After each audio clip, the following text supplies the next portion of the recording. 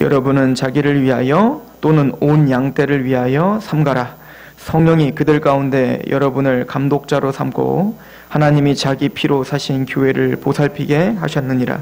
내가 떠난 후에 사나운 이리가 여러분에게로 들어와서 그 양떼를 아끼지 아니하며 또한 여러분 중에서도 제자들을 끌어 자기를 따르게 하려고 어그러진 말을 하는 사람들이 일어날 줄을 내가 아노라. 그러므로 여러분이 일깨어 내가 3년이나 밤낮 쉬지 않고 눈물로 각 사람을 훈계하던 것을 기억하라. 지금 내가 여러분을 주와 및 그 은혜의 말씀에 부탁하노니 그 말씀이 여러분을 능히 든든히 세우사 거룩하게 하심을 입은 모든 자 가운데 기업이 있게 하시리라. 내가 아무의 은이나 금이나 의복을 탐하지 아니하였고 여러분이 아는 바와 같이 이 손으로 나와 내 동행들이 쓰는 것을 충당하여 범사에 여러분에게 모본을 보여준 바와 같이 수고하여 약한 사람들을 돕고 또 주 예수께서 친히 말씀하신 바 주는 것이 받는 것보다 복이 있다 하심을 기억하여야 할지니라. 아멘. 사도 바울의 고별 설교를 우리가 보고 있습니다.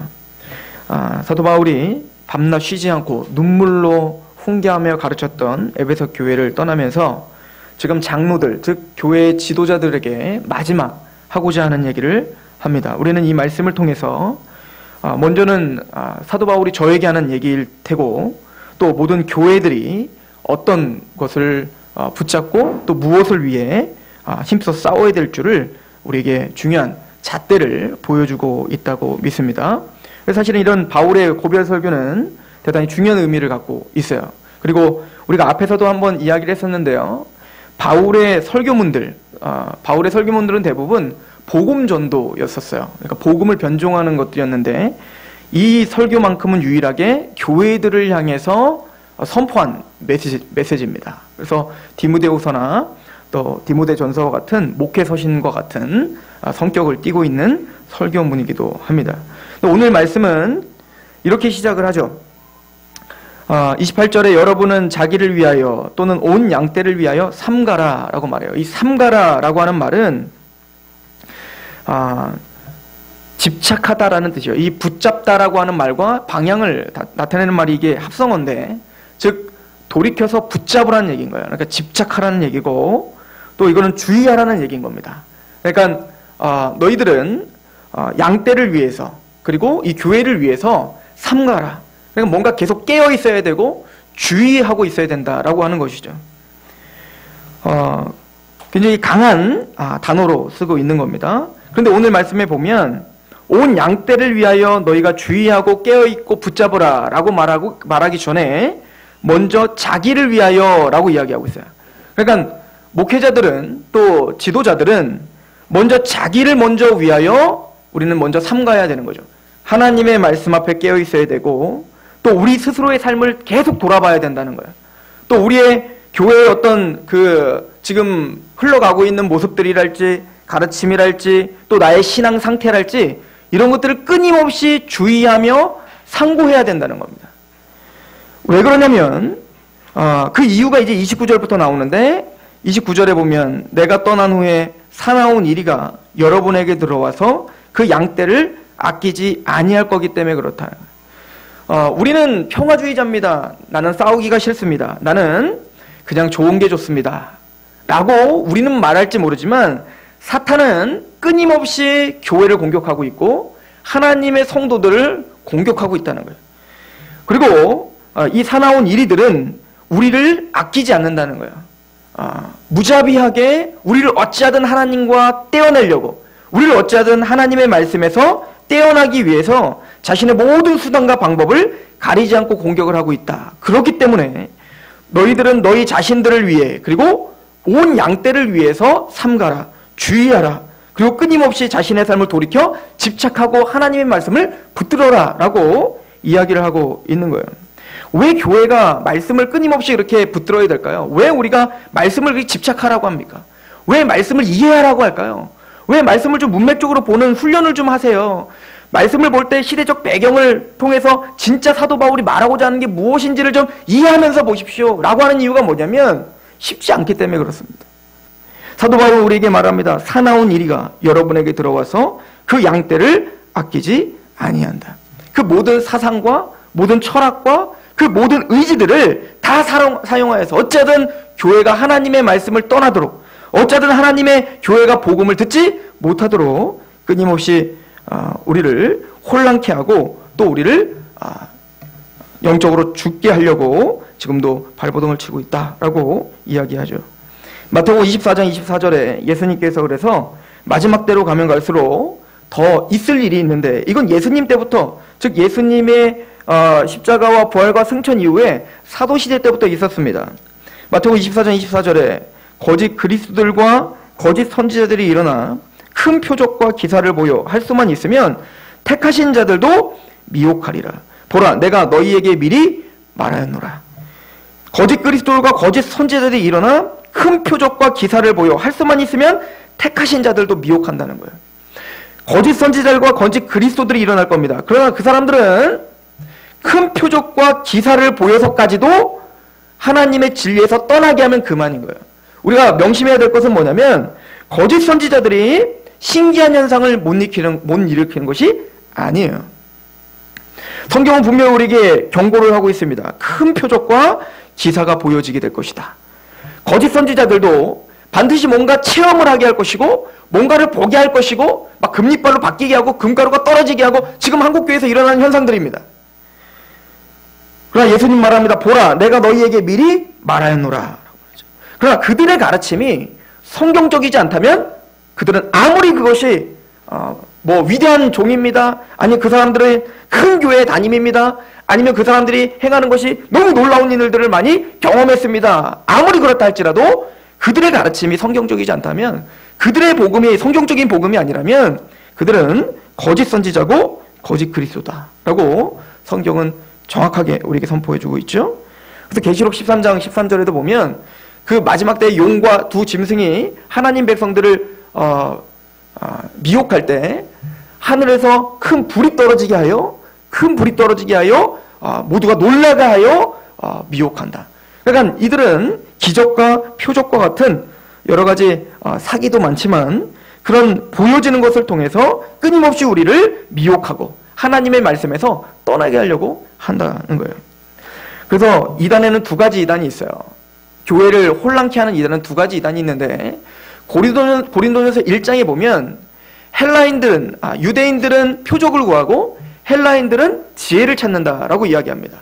자, 이것은 믿지 않는 사람들의 마음 안에는 하나님이 안 믿어지는 이유, 우리가 복음을 못 믿는 이유가 첫 번째는 표적이 안 보여서다. 안 보이기 때문에, 하나님의 음성이 들리지 않기 때문에 우리는 하나님 못 믿겠다라고 하는 거 아니에요? 두 번째는 헬라인들은 그 당시에 철학자들이죠. 그러니까 지혜를 찾으나라고 하는 거예요. 지혜는 뭐죠? 이해시켜보라는 거예요. 내가 이해가 되지 않는다는 거예요. 논리적으로 이게 설명이 안 되는 겁니다. 하나님이 어디 계시냐? 예수님이 어디 계시냐? 그걸 논리적으로 설명해봐. 우리는 바보가 아니야. 그렇죠? 그래서 사실은 교회 안에 오지 못하는 사람들의 특징은 안 보여서, 표적이 안 보여서, 또 하나는 이해가 안 돼서 우리가 예수님을 믿지 못하겠습니다, 이렇게 말하고 있죠. 그래서 그런 사람들, 그래도 하나님의 마음이 그들을 부셔주셔서 하나님의 말씀과 하나님이 살아계심을 믿게 하여 교회에 오게 했습니다. 그러나 교회는 왔는데 사탄은 그 교회에 온 사람들까지도 미혹하는 걸 포기할까요? 포기하지 않죠. 그러나 교회 안에서 보기를 원하고 이해하기를 원하는 사람들에게 미혹하기를 시작하는데 그거를 이단이라고 하는 거예요. 그러니까 사람들 안에는 두 가지 욕망이 항상 있어요. 보기 원하는 욕망과 이해되기 원하는 욕망이 있는 거예요. 그러니까 이단들도 두 가지로 나눠집니다. 보여주는 이단과 가르치는 이단으로 나눠지기 시작하는 거예요. 그래서 만민조각교회 같은 그런 교회들은 끊임없이 뭔가를 보여주고 체험하게 하고, 또 신사도운동과 같이 뭔가를 보여주고 자기들에게서 사도라고 권위를 세워놓고 자신들의 말이, 자신 목사의 말을 순종하지 않는 것은 하나님께 순종하지 않는 것이야 라고 하면서 율법주의적인 가르침을 선포하고 있는 거죠. 또한 신천지나 정명석이나 안상홍직이나 여러 다른 이단들은 성경을 끊임없이 가르침으로 하나님의 말씀이 아닌 다른 복음을 따르도록 그렇게 끌고 가는 이단들이 있다라고 우리는 봐야 됩니다. 베드로전서 5장 8절에 근신하라, 깨어라, 너희 대적 마귀가 우는 사자와 같이 두루다니며 삼킬 자를 찾나니 너희는 믿음을 굳건하게 하여 그를 대적하라. 이는 세상에 있는 너희의 형제들도 동일한 고난을 당하는 줄을 알미라. 근신하라. 깨어라. 너희 대적 마귀가 우는 사자와 같이 두루다니며 삼킬 자를 찾고 있다. 교회에게 주는 메시지인 거죠. 하나님의 교회에 구원받은 하나님의 백성들에게, 또한 아직 믿음이 약한 사람들에게 이 사탄은 끊임없이 그들을 삼킬 자를 찾고 그 믿음을 파산시키고 어찌하든 하나님의 말씀에서 떠나게 하려고 하는 그러한 역사들을 지금도 하고 있다라고 하는 것을 깨어있어라. 그래서 사도 바울은 말하는 겁니다. 너희는 주의하라. 너희는 삼가라. 너희의 신앙을 끊임없이 말씀 앞에 성찰하고 주의하라 라고 마지막 설교를 하고 있는 거예요. 단순히 목사님들에게만 하는 얘기일까요? 모든 성도들에게 하는 얘기 아닐까요? 그들에게, 장로들에게 이걸 가르침으로 교회에게 전파하라는 겁니다. 모두가 한 사람 한 사람이 다 그렇게 끊임없는 공격이 있을 테니까 제발 하나님의 말씀 앞에 깨어있으라 라고 우리에게 설명을 하고 있는 것입니다. 우리 고린도후서 11장을 한번 보시겠습니까? 고린도후서 11장.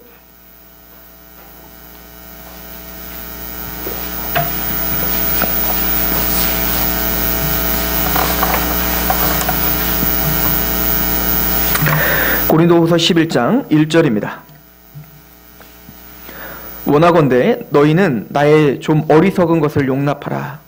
청하건대 나를 용납하라. 내가 하나님의 열심으로 너희를 위하여 열심을 내노니 내가 너희를 정결한 처녀로 한 남편인 그리스도께 드리려고 중매함이로다.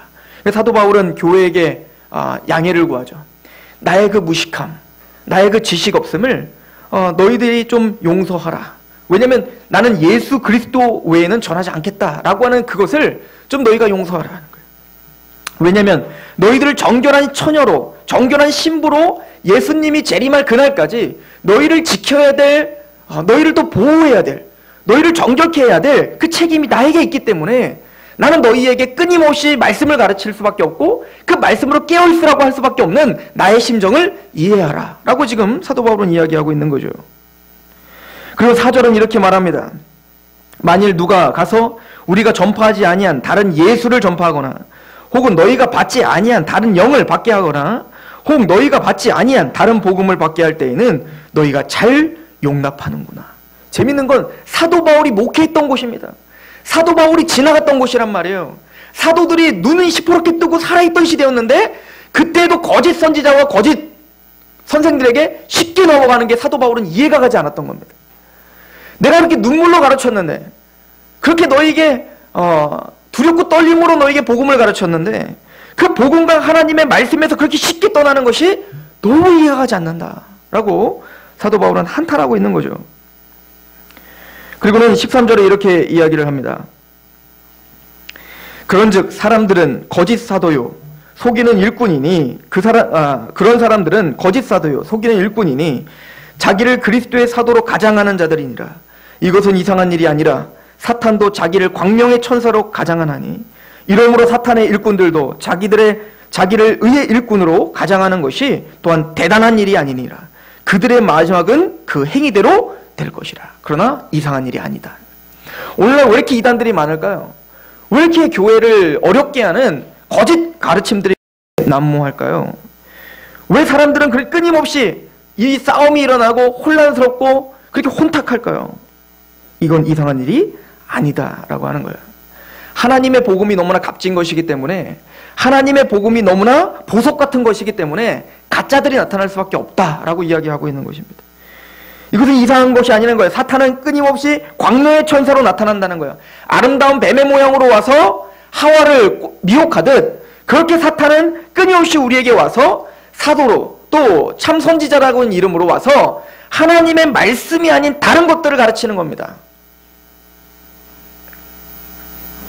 우리에게 필요한 것은 분별입니다.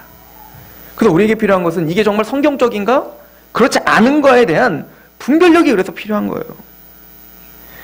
사도 바울이 사역했던 그 고린도 교회가 이렇게 쉽게 무너졌다면 또 사도 바울이 그렇게 사도 바울에게 당신 그 가르침이 너무 값져서 갈라디아 사람들은 내가 당신을 위해서 내 눈이라도 빼주고 싶습니다 라고 할 정도로 감격했던 갈라디아 교회가 그렇게 쉽게 이단의 가르침에 무너진 걸 볼 때 오늘날 우리가 얼마나 경계해야 되고 우리가 얼마나 삼가야 되는지를 성경 우리에게 반증해주고 있는 거 아닙니까?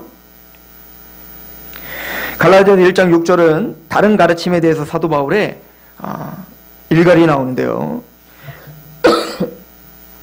갈라디아서 1장 6절에 1장 8절부터 보시면 그러나 우리나 혹은 하늘로부터 온 천사라도 우리가 너희에게 전한 복음 외에 다른 복음을 전하면 저주를 받을지어다 라고 이야기를 하고 있습니다. 다른 복음은 없나니 다른 복음은 없나니 우리가 전한 복음밖에 없다는 거예요. 그리고 사도 바울은 우리나 혹은 하늘로부터 온 천사라도 우리가 너희에게 전한 복음 외에 다른 복음을 전하면 저주를 받는다는 거예요. 사도가 우리에게 전해줬던 성경에서 말하고 있는 복음, 성경에서 말하고 있는 그 진리가 아닌 것을 누군가가 이야기한다면 아무리 그것이 아름다워 보이고 아무리 그것이 멋져 보여도 그것은 저주받을 일이라는 거예요. 사도 바울은 나를 비롯하여 라고 말하고 있는 겁니다. 우리나 라고 하죠. 우리 사도들일지라도 혹시 사도 바울이 복음을 전했다가 나중에 치매가 걸려갖고 이 복음이 아니라고 하면서 이 복음을 바꾼다면 나도 저주받겠다는 얘기와 똑같은 거예요. 그리고 만약에 어떤 천사가 와서 그것은 복음이 아니란다, 이게 복음이란다 라고 뭔가 특별한 계시를 줬다 하더라도 그것은 거짓 복음이라고 성경은 가르쳐주고 있는 겁니다. 하나님은 천사들을 통해서 복음을 가르쳐준 적이 없습니다. 하나님은 천사들을 통해서 하나님의 진리를 가르쳐준 적이 없습니다. 고넬료에게 천사가 나타났지만 그 천사는 복음을 들고 있는 베드로 그 사도에게 가서 복음을 들으라 라고 하는 말밖에 전해주지 않았습니다. 우리가 복음과 하나님의 말씀인 것을 우리가 확증할 수 있는 것은 그 어떤 체험이 아니라 말씀입니다. 성경입니다. 그래서 우리는 우리의 신앙을 말씀 위에 끊임없이 비춰보고 삼가고 주의해야 된다라고 가르치고 있죠. 왜 이렇게 그러면 이단들이 또 거짓 가르침들이 교회를 혼란하게 하는데 그것이 이렇게 힘을 발휘할까요? 디모데전서 4장 1절은 그 대답이 나오는데요. 그러나 성령이 밝히 말씀하시기를 후일에 어떤 사람이 믿음에서 떠나 미혹하는 영과 귀신의 가르침을 따를 것이다. 미혹하는 영이 있기 때문에 그렇다라고 이야기하고 있습니다. 우리가 하나님의 복음을 들었을 때는 하나님의 복음을 듣고 또한 믿어 성령의 인치심을 받아 성령님의 그 능력으로 우리는 믿음이 생기는 것처럼 이 거짓 가르침에 그렇게 쉽게 넘어가는 이유는 가공할 만한 힘을 갖고 있는 사단이 그 사람들의 마음을 미혹해 하고 뭔가 혼란케 하여서 하나님의 말씀이 아닌 자신의 아집과 고집을 따르게 하기 때문에 이단들의 또 거짓 가르침에 인간들이 속수무책으로 넘어지고 있다라고 진단하고 있는 거예요. 이 이단들은요 담대하게 자신들의 가르침을 가르치죠. 그래서 디모데전서 4장 2절에 보면 자기 양심이 화인을 맞아서 외식함으로 거짓말을 하는 자들이다 라고 이야기를 합니다. 그들은 화인을 맞아 양심의 화인을 맞아서 하나님을 들먹이고 있지만 전혀 하나님을 두려워하지 않죠. 자, 사탄이 그들의 마음을 붙잡고 외식하고 거짓말하게 만드는 겁니다. 하나님의 말씀에서 내가 떠나 있다면 그 말씀 때문에 내가 고통하고 애통하는 것이 거듭난 영혼인데 거듭나지 않은 영혼이기 때문에 자신이 아무리 말씀이 아닌 다른 자신의 욕심과 자신의 탐욕을 위해서 교회를 운영하고 또 잘못된 가르침을 하더라도 전혀 걸림이 되지 않는 이유가 뭘까요? 양심에 화인을 맞았기 때문에 그런 거죠.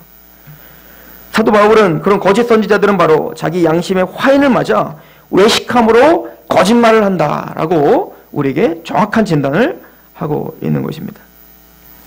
베드로후서 2장 1절은 그래서 화인을 맞은 그들은 자신의 탐욕을 위해서 사역하는 사람들이다 라고 이야기를 합니다. 베드로후서 2장 한번 볼까요? 베드로후서 2장 1절입니다. 그러나 백성 가운데 또한 거짓 선지자들이 일어났었나니 이와 같이 너희 중에도 거짓 선생들이 있으리라. 그들은 멸망하게 할 이단을 가만히 끌어들여 자기들을 사신 주를 부인하고 임박한 멸망을 스스로 취하는 자들이라. 여럿이 그들의 호색하는 것을 따르리니 이로 말미암아 진리의 도가 비방을 받을 것이요 그들이 탐심으로써 지어낸 말을 가지고 너희로 이득을 삼으니 그들의 심판은 옛적부터 지체하지 아니하며 그들의 멸망은 잠들지 아니하느니라. 자신의 지금 당장 보이는 이득 때문에 말씀을 어그러뜨리는 것입니다. 이 이단들과 거짓 선지자들의 특징들은 뭐냐면 들을 기가 없는 거죠. 들을 마음이 없어요. 왜냐하면 마음이 강팍해져서 지금 당장 내 사람이 빠져나가는데요. 지금 당장 사람들이 모여져야 돈이 생기는데요. 지금 당장 뭔가 의리의리한 나의 어떤 비전과 나의 어떤 그 야망을 채워주는 데 있어서 이 사람들이 필요하거든요. 그러니까 이 사람들은 하나님의 말씀을 가르치기보다는 어쨌든 그 사람들을 잡아놓는 것이 이 거짓 선지자들, 거짓 목사들의 특징이다라고 하는 것입니다. 자신의 탐심으로 지어낸 말을 가지고, 그래서 하나님의 말씀을 말씀대로 선포하는 것이 아니라 그것을 어그러뜨려서 자신의 이익에 맞게 바꾸는 것을 말하는 거예요. 이게 이단들의 특징이다라고 이야기를 하고 있죠. 그래서 결론적으로는 이 거짓 선지자들은 주님을 따르게 하지 않고 자기를 따르게 하는 것입니다. 오늘 본문을 다시 한번 보시겠어요? 30절을 보십시오. 또한 여러분 중에서도 제자들을 끌어 자기를 따르게 하려고, 제자들을 끌어당겨서, 주님의 제자들이죠. 주님의 십자가의 길을 걸어가야 될 사람들입니다. 복음을 걸어가야 될 사람들인데요. 자신의 명예와 자신의 무언가를 위해서 나를 따르게 하기 위한 거예요. 나를 바라보게 하기 위한 것입니다. 그래서 자기를 따르게 하려고 주님의 제자들을 끌어들여 자신의 가르침을 어그러뜨려, 하나님의 말씀을 어그러뜨려 어쩌든 그 사람들을 자신에게 매이게 하려고 하는 거예요. 이게 이단들의 특징이고 거짓 선지자들의 특징이다라고 우리에게 설명해주고 있죠. 우리가 어떻게 해야 됩니까? 이런 상황 속에서 아마 예수님이 재림하시는 그날까지 아마 이 거짓 선지자들, 또 이 교회는 여전히 어려울 것입니다. 생각해 보세요. 우리나라에서도요, 하나님의 말씀을 올곧게 가르친다라고 하는 교회가 많이 있었죠. 그래서 모범이 되는 교회들이 많이 있었습니다. 근데 재밌는 건 한 세대가 지나니까 그 모든 아성은 다 무너져 버리죠. 그런 겁니다. 여러분들, 사도 바울과 베드로와 그 사도들이 세웠던 교회들 지금 남아있나요? 한 교회도 남아있지 않죠.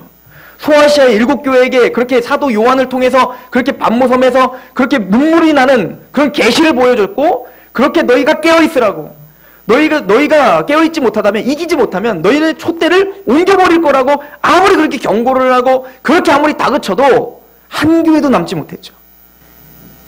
유럽이 그렇습니다. 미국에 있는 교회들이 지금 무너지고 있습니다. 한국에 있는 교회들이 무너지고 있습니다. 그럼 우리가 어떻게 해야 됩니까? 답은 하나요. 오늘 사도 바울의 말씀에 귀 기울이시기 바랍니다. 우리 32절입니다. 같이 읽어봅시다. 20장 32절 시작. 지금 내가 여러분을 주와 및 그 은혜의 말씀에 부탁하노니 그 말씀이 여러분들을 능히 든든히 세우고 거룩하게 하심을 입은 모든 자 가운데 기업이 있게 하시리라. 31절도 그러므로 여러분이 일깨어 내가 3년이나 밤낮 쉬지 않고 눈물로 각 사람을 훈계한 것을 기억하라. 말씀을 기억하라는 겁니다. 하나님의 말씀에 집착하라는 겁니다. 근데 우리는 교회를 10년 다니고 20년 다녀도 하나님의 말씀을 이해하는데 별로 열정을 내지 않는 겁니다. 그리고 그거에 대한 전혀 문제의식이 없어요. 요시야 때 요시야가 종교를 일으키고 성전에서 하나님의 율법책을 발견했는데 요시야가 자신의 가슴을 찢을 수밖에 없었죠. 왜냐하면 지금까지 성전 제사를 드리고 예배를 드리는데 하나님의 율법책이 없어도 전혀 문제의식이 없었거든요. 자신이. 또한 자신뿐만 아니라 다윗 시대에도, 솔로몬 시대에도 그 율법책이 없었는데 전혀 문제의식이 없었다는 것에 대한 충격이 있었던 겁니다. 우리가 그런 것 같아요. 지금 우리가 하나님의 말씀을 이해하고 창세부터 계시록까지 어쨌든 말씀을 한 구절 한 구절 이게 어떤 말씀일까를 치열하게 연구하고, 그래서 에스라가 나는 하나님의 율례를 연구하고 또 준행하고 또 이것을 가르치기로 결심했다라고 이야기하고, 또 여호수아에게 너는 그 가나안 땅에 들어가면서 내가 모세와 함께한 것처럼 내가 너와 함께할 테니까 너는 하나님의 율법을 주야로 끊임없이 묵상하고 하나님의 말씀에 집착하라고 이야기하고, 또 사도 바울은 이제는 자기가 죽을 수 있는 그런 상황에서 마지막 유언과 같이 교회에게 한 얘기가 내가 밤낮 그렇게 3년이나 가르쳤던 하나님의 말씀 기억하라. 하나님의 말씀에 너희를 부탁한다. 너희를 든든히 세워줄 수 있는 것, 너희 신앙을 우르나 좌로나 치우치지 않게 하나님의 말씀 앞에 견고하게 붙잡을 수 있는 것이 말씀이란다. 성경이란다. 그것만이 너희를 붙잡아 줄 수 있단다. 그렇게 아무리 이야기해도 우리는 여전히 말씀 보기에 게으른 겁니다. 디모데전서 4장 6절은 그래서 사도 바울이 디모데에게 이렇게 말하죠. 내가 이것으로 형제들을 깨우치면 그리스도 예수의 좋은 일꾼이 되어 믿음의 말씀과 내가 따르는 좋은 교훈으로 양육을 받으리라. 디모데야, 그 말씀으로 형제들을 깨우쳐라. 하나님의 말씀으로 끊임없이 가르쳐 그들을 깨우쳐라. 그러면 그들이 예수의 좋은 일꾼이 되어 믿음의 말씀과 내가 따르는 좋은 교훈으로 양육을 받게 될 것이다 라고 이야기하죠. 그리고는 말합니다. 9절을 보시면 디모데전서 4장 9절에 밑보다 이 말이여 모든 사람들이 받을 만하도다. 이를 위하여 우리가 수고하고 힘쓰는 것은 우리 소망을 살아계시는 하나님께 두미니 곧 모든 사람 특히 믿는 자들의 구주시라. 너는 이것들을 명하고 가르치라. 누구든지 내 연소함을 업신여기지 못하게 하고 오직 말과 행실과 사랑과 믿음과 정절에 있어서 믿는 자에게 본이 되어 내가 이를 때까지 읽는 것과 권하는 것과 가르치는 것에 전념하라. 이게 목회자가 해야 될 일인 거예요. 너의 연소함을 업신여기지 못하게 하라. 너의 그 어리다는 것으로 무시당하지 못하게 하라. 권위 있게 선포하라는 겁니다. 또한 너가 어쨌든 그들에게 무시당하지 않을 만큼 모범이 되는 삶을 살아라. 그래서 어쨌든 너희의 한마디 한마디가 그들의 심장을 꿰뚫을 수 있도록 너는 그렇게 너희의 말씀을 갈고 닦으라는 겁니다. 그래서 어떻게 하라는 거죠? 읽는 것과 하나님의 말씀을 읽는 것과 그 말씀을 권하는 것과 가르치는 일에 전념하라. 이게 교회가 해야 될 일인 거예요. 교회는 하나님의 말씀을 읽게 하고 또 그 말씀을 가르치고 그 말씀에 전념하는 것. 그래서 그걸로 말미암아 좋은 군사요 일꾼으로 담대하게 서게 하는 것. 이것이 우리 교회가 미친 듯이 추구해야 될 목적입니다. 그러면 디모데에게 이어서 이렇게 이야기합니다. 디모데전서 4장 14절 내 속에 있는 은사 곧 장로의 회에서 안수받을 때에 예언을 통하여 받는 것을 가볍게 여기지. 여기서 말하는 안수는 막 기도할 때 막 안수 기도하는 안수 아닙니다. 이거 목사 안수를 받을 때 한 그 안수를 말하는 거예요. 그래서 네가 목사 안수 받을 때 그 가르치는 은사가 있어 너에게 안수를 줬을 때 그 능력을 있었던 것처럼이라고 이야기하는 겁니다. 15절에 이 모든 일에 전심전력하여 너희의 성숙함을 모든 사람에게 나타나게 하라. 내가 내 자신과 가르침을 살펴 이 일을 계속하라. 이것을 행함으로 내 자신과 내게 듣는 자를 구원하리라. 그렇게 하면 누구에게 이익이 있냐면 첫 번째는 디모데 너에게 유익이 있다. 말씀을 끊임없이 읽고 거기에 전념하고 그걸 가르치는 걸 열심히 하면 피로 사신 그 교회에 유익이 있지만 먼저는 누구에게 유익이 있다? 너에게 유익이 있다. 오늘 말씀도 그거죠. 사도 바울이 장로들아 너는 그 말씀에 내가 가르쳐준 그 말씀에 집착하고 가르치라는 거 아닙니까? 그렇게 해서 너와 피로 사신 그 교회를 위해서 그리하라 라고 하는 거 아닙니까? 디모데후서 3장 14절에 그러나 너는 배우고 확신한 일에 거하라. 너는 내가 누구에게서 배운 것을 알며 또 어려서부터 성경을 알았나니 성경은 능히 너로 하여금 그리스도 예수 안에 있는 믿음으로 말미암아 구원에 이르는 지혜가 있게 하느니라. 성경은 우리를 구원시킵니다. 구원시키는 능력이죠. 그러나 그것뿐만 아니라 16절에 모든 성경은 하나님의 감동으로 된 것으로 교훈과 책망과 바르게 함과 의로 교육하기에 유익하니 이는 하나님의 사람으로 온전하게 하며 모든 선한 일을 행할 능력을 갖추게 하려 함이니라. 성경은 지식이 아닙니다. 하나님의 말씀이 우리 안에 축적되고 내 것이 되면 반드시 하나님의 일을 하는 좋은 일꾼으로 세워지게 돼 있어요. 우리가 싸울 수 있는 능력이 거기에 있다라고 성경은 가르쳐주고 있습니다. 그 사도 바울은 주님과 그 은혜의 말씀에 교회를 부탁하노라 라고 하는 거예요. 사도 바울은 그렇게 걱정스러운 교회를 두고 자신의 사명의 길을 가야 됩니다. 이 사도 바울은 툭툭 털고 그 에베소 교회, 사실은 오늘 말씀만 보면요, 사실은 사도 바울이 안 떠나고 싶으면 안 떠나도 되는 거잖아요. 누가 뭐 나가래요? 그 에베소 교인들은 어쨌든 사도 바울을 하루라도 더 보고 싶은 거 아닙니까? 나중에 우리 다음 주에 보겠지만 사도 바울과 눈물을 막 끌어안고 눈물을 흘리며 지금 송별하는 거 보세요. 얼마나 애틋합니까? 떠나기가 싫은 겁니다. 사도 바울도 사실은 떠나기 싫어요. 교인들도 붙잡고 싶습니다. 그러나 사도 바울은 떠나야 되는 겁니다. 근데 지금 말씀을 보면 떠날 수가 없죠. 저 같으면 못 떠나요. 제가 떠나면 이 교회 완전 풍지박살 날 것 같은 그런 막 위기 속에 있는데, 그 일들이 아끼지 않고 지금 당장 막 복음을 막 호연케 할 것 같은데 어떻게 떠납니까? 사도 바울은 자신이 교회를 세우는 것이 아니라고 믿었기 때문에 그렇습니다. 이 교회는 내 것이 아니라고 믿었던 거예요. 이 교회의 주인은 내가 아니라고 믿었던 겁니다. 주님이라고 믿었던 겁니다. 또 그 주님이 그 주님의 말씀을 갖고 보호하시고 하나님의 뜻 가운데 세울 거라는 믿음이 있었던 겁니다. 이게 참된 목회자겠죠. 왜 우리가 말씀을 읽고 가르치고 전하는 일에 전념해야 될까요?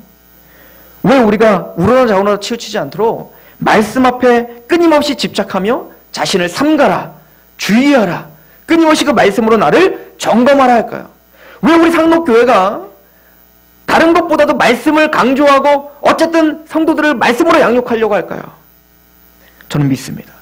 그 말씀이 여러분들이 어디 있든, 설사 이 교회를 떠나 어디에 있든 그 말씀이 여러분들을 보호하고 그 말씀이 여러분들을 세우는 것이지 그 어떤 탁월한 지도자가 세우는 게 아니기 때문에 그렇습니다. 저는 저와 여러분들이 어디에 있건 누구와 있건 독립적으로 하나님의 앞에 그 말씀 앞에 서 있을 수 있는 실력이 있기를 원합니다. 그럼 가셔도 되는 거예요, 어디든. 그럼 어딘 누구와 있건 무슨 상관이겠습니까? 하나님의 말씀이 그를 주장하고 있는데, 저는 이 교회가 그 말씀 앞에 든든히 서 있는 교회이길 소망하고, 또 여러분들이 그 말씀 앞에 든든히 서서 우러나 좌우나 치우치지 않는 그런 참된 교회요, 하나님의 충성스러운 일꾼이길 소망합니다. 기도하겠습니다.